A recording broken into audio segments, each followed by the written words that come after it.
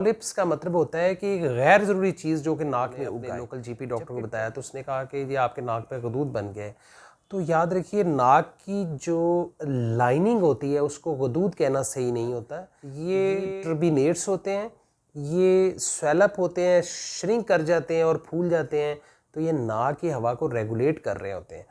तो ट्रबिनेट्स पहले नंबर पे एलर्जी की वजह से पॉलिप्स बनते हैं, और दूसरे नंबर पे अगर उस एलर्जी में इन्फेक्शन ऐड हो जाए तो ये टॉप मोस्ट कॉज होती है जिससे पॉलिप्स बनते हैं। दूसरे नंबर पे अगर किसी को बार बार रिपीटेड साइनस इन्फेक्शन होती है, यानी कि अगर उसकी पेशेंट की नाक की हड्डी टेढ़ी है। दूसरे नंबर पे अगर किसी को बार बार रिपीटेड साइनस इन्फेक्शन, जिसे कहते हैं कि अक्सर नज़ला ज़ुकाम रहेगा, बेतहाशा नज़ला पीछे की तरफ गिरेगा, क्योंकि और पॉलिप्स अगर आँख के पीछे वाले हिस्से पे प्रेशर डाले तो उससे आँख भी बाहर की तरफ आ सकती है। इसके अलावा इस पॉलिप्स अगर नाक की जो छत को अगर ब्रेक करके ऊपर दिमाग की तरफ भी ट्रैवल, याद रखिए पॉलिप्स की जो एप्रोप्राइट डायग्नोस्टिक टेस्ट है वो सीटी स्कैन होता है। गुड इवनिंग, मेरा नाम डॉक्टर सरफराज लतीफ़ है। मैं कंसल्टेंट ईएनटी सर्जन हूँ डॉक्टर्स हॉस्पिटल में।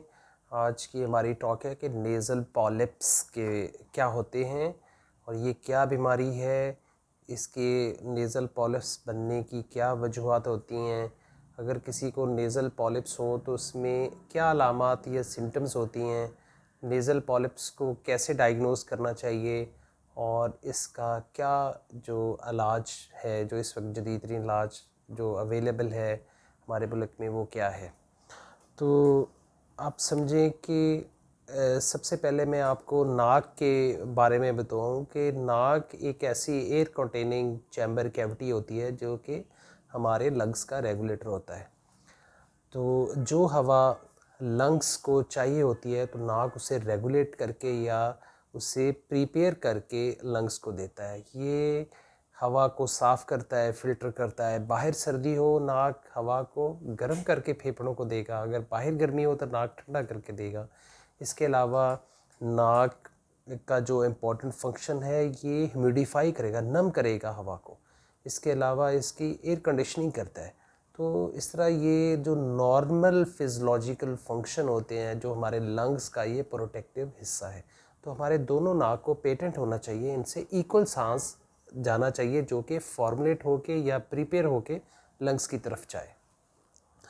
तो नेज़ल पॉलिप्स एक ऐसी बीमारी होती है जिसमें हमें नाक के अंदर गदूद बन जाते हैं, यानी कि एक गैर ज़रूरी चीज़ उगाती है, और उगने के बाद वो नाक में ग्रो करती है, और ग्रो करने का करके ये जो एयर पैसेज है नाक का, जिसमें से हवा का दाखिल होती है और हलक की तरफ जाती है, उस पैसेज को ब्लॉक कर देती है।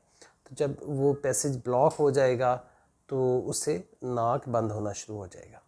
तो अब हम सबसे पहले हम देखते हैं इसकी क्या वजूहात होती हैं जिससे पॉलिप्स बन जाते हैं। तो सबसे जो मोस्ट कॉमन वजह, जो सबसे पहले टॉप नंबर 1 पे है, वो होती है नेज़ल एलर्जी।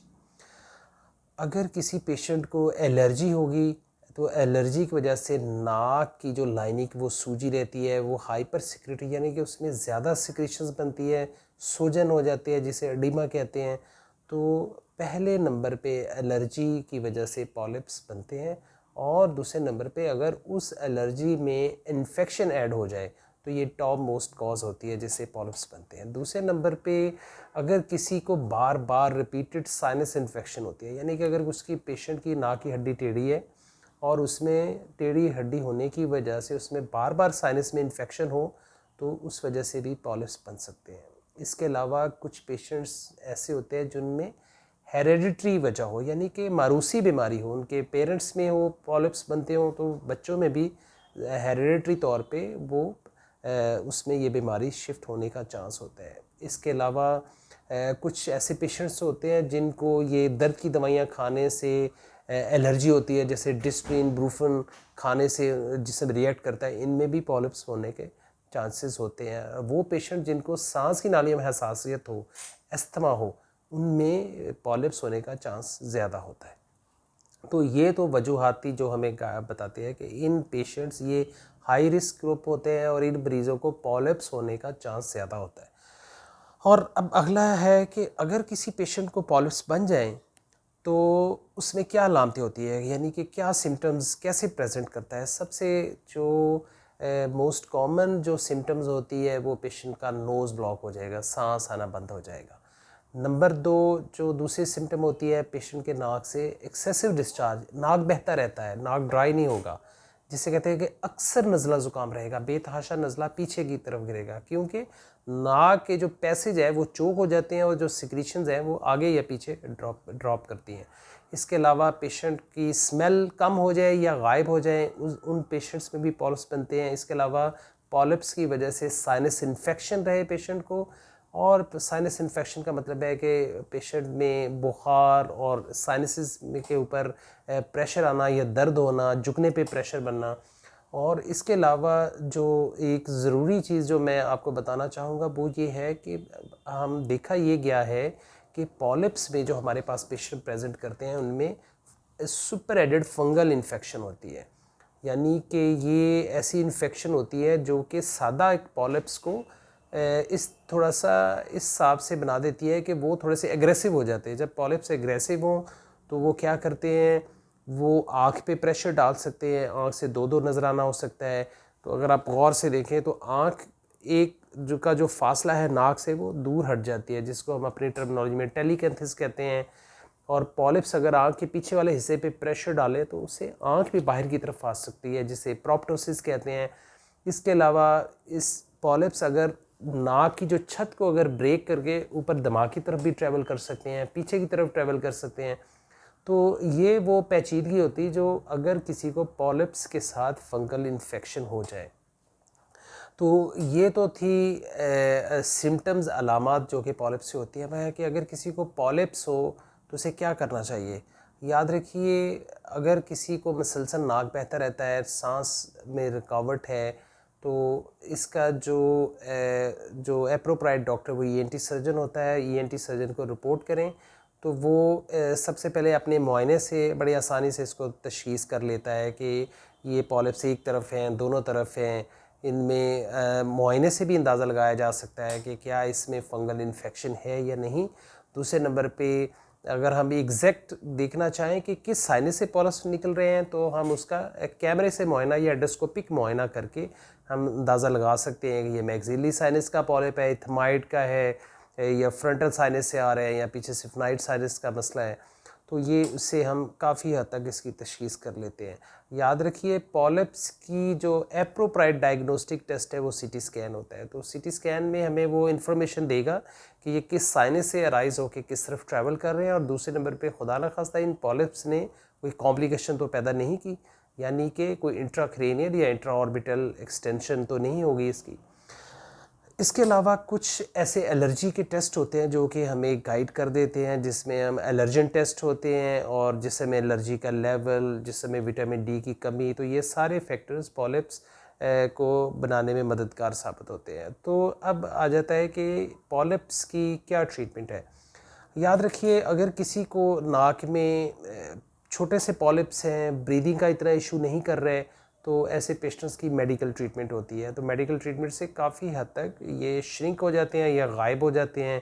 तो इसमें ये कॉम्बिनेशन होता है स्टीरॉइड्स का, एंटीबायोटिक्स का, एंटी एलर्जी दवाइयाँ और टॉपिकल स्प्रेज का। तो अगर छोटे पॉलिप्स हो तो ये मेडिकल ट्रीटमेंट इफ़ेक्टिव होती है और इससे पेशेंट को सर्जरी की ज़रूरत नहीं पड़ती।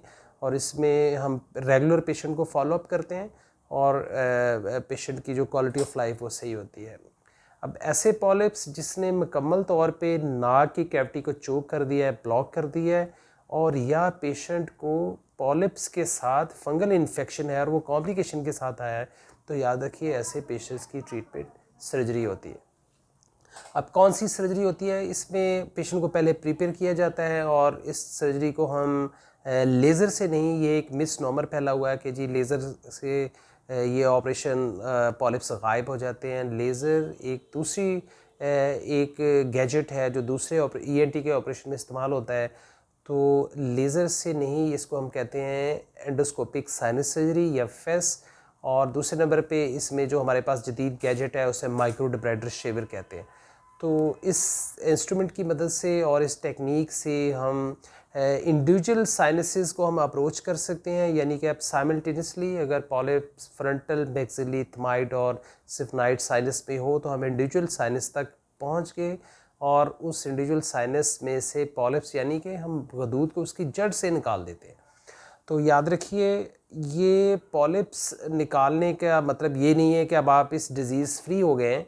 तो ये बीमारी थोड़ी सी डिफरेंट होती है। इसमें मरीज़ को फॉलोअप में रहना पड़ता है, बार बार दिखाना पड़ता है, और इसके अलावा जो ख़ास दवाइयाँ जो कि उसकी हिस्टोपैथोलॉजी की रिपोर्ट के मुताबिक हो वो बाद में लेनी पड़ती है, और इससे हम पॉलिप्स की रिकरेंस को कम कर सकते हैं। और इसके अलावा ये जो फेस सर्जरी होती है ये डिपेंड करता है कि किस किस साइनस तक ये पॉलिप्स पहुँचे हुए हैं। उसके हिसाब से एक तरफ पॉलिप्स हैं या दोनों तरफ है, तो जो टाइम ऑफ सर्जरी का हम अंदाज़ा लगाते हैं या टाइम जो ख़र्च होता है वो हम देखते हैं कि ये कितना एक्सटेंसिव पॉलिप्स फैले हुए हैं।